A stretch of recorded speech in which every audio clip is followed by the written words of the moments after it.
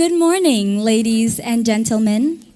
Before I start, I would like to begin with a rhyme, or as we call it, pantun. Now you can help me out by saying cakep after every sentence. Got it? Let's start. The road ahead was flat and smooth. A puddle created by the rain.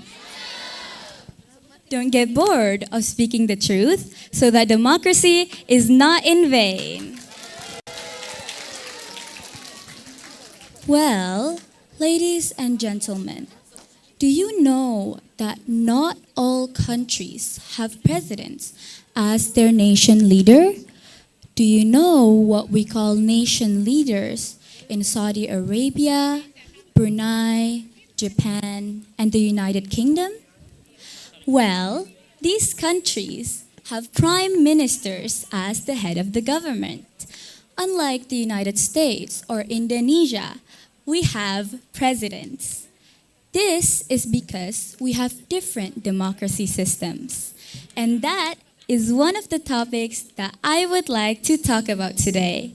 With that, my name is Riska Nurul Azizah from grade 6 Al-Wahab, proudly delivering to you my presentation about democracy.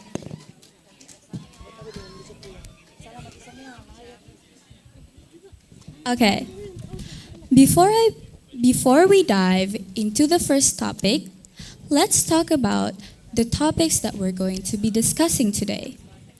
The first one is the definition and a short historical overview of democracy. The second one is the principles of democracy. And the third one is the variety forms of democracy. And the fourth one, Indonesia's democracy. Now, what is democracy? Democracy is a system of government in which power is vested in the people, who rules either directly or through elected representatives. Now, according to Abraham Lincoln, democracy is a government of the people, by the people, and for the people. Now, for the history of the formation of a democratic state, the idea of democracy as a government system comes from Greek culture, where all state matters must be discussed directly with the people. In the 6th century BCE, Cleisthenes introduced a democratic system of government to the state of Athens. Therefore, Cleisthenes is called the father of Athenian democracy. Now, let's move on to our next topic, the principles of democracy. 1. Citizen participation. 2. Equality and inclusiveness for everyone. 3. Accountability from elected officials. 4. Consent of the governed. And 5. Freedom from unwarranted governmental interference and deprivation. Now, ladies and gentlemen, let's take a look at the types of democracy. The first one up is direct democracy. In a direct democracy, the people are directly involved in a political decision-making without intermediaries. For example, the ancient Athens. The second one is the representative democracy. The representative democracy is the most common form of democracy used. It is the democracy where the people elect representatives to represent their interest in making political decisions. And the third one up is parliamentary democracy. In a parliamentary democracy, the power is given to the legislative branch of the government through the parliament and the prime minister. Countries with parliamentary systems may be constitutional monarchies. The United Kingdom is a great example of a parliamentary democracy. And last but not least is the presidential democracy.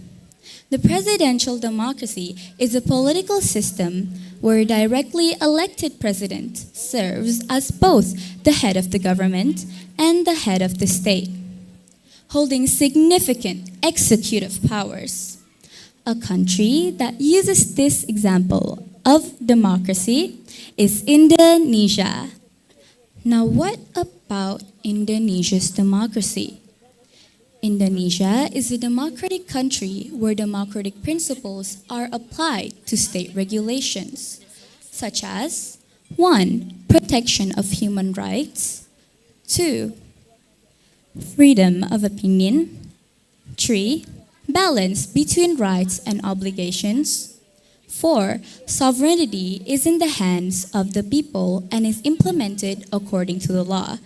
And 5, the implementation of freedom that is morally responsible to God Almighty, oneself, society, and the state or other people.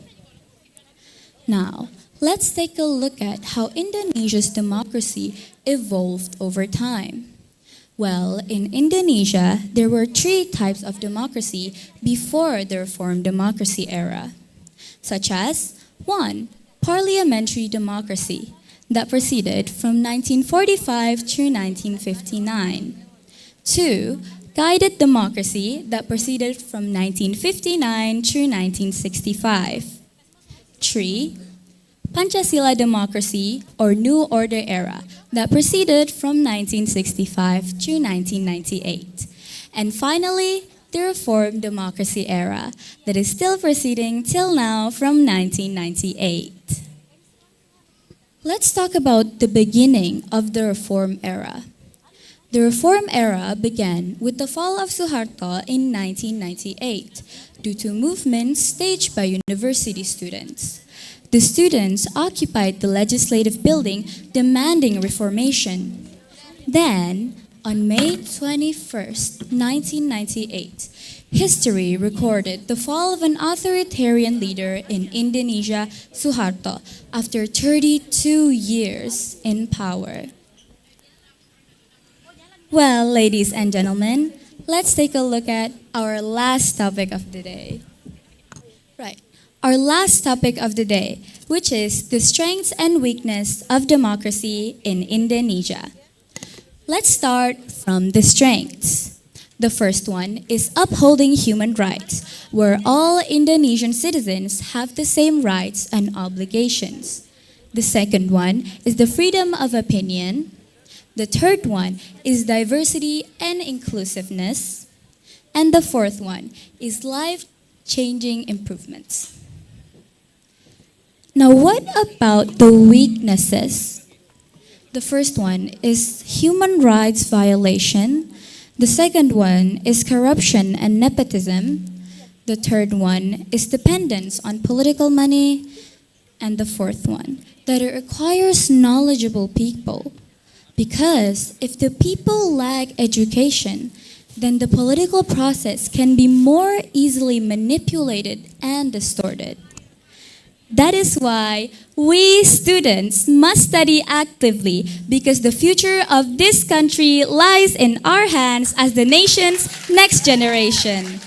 With that, I would like to end my presentation with another set of rhyme. Can you help me out again? Let's go. A monkey is stealing apple pie. It presses a button to open a gateway. I hope this is not a goodbye. I will see you again another day. Billahi taufiq wal hidayah. Wassalamualaikum warahmatullahi wabarakatuh.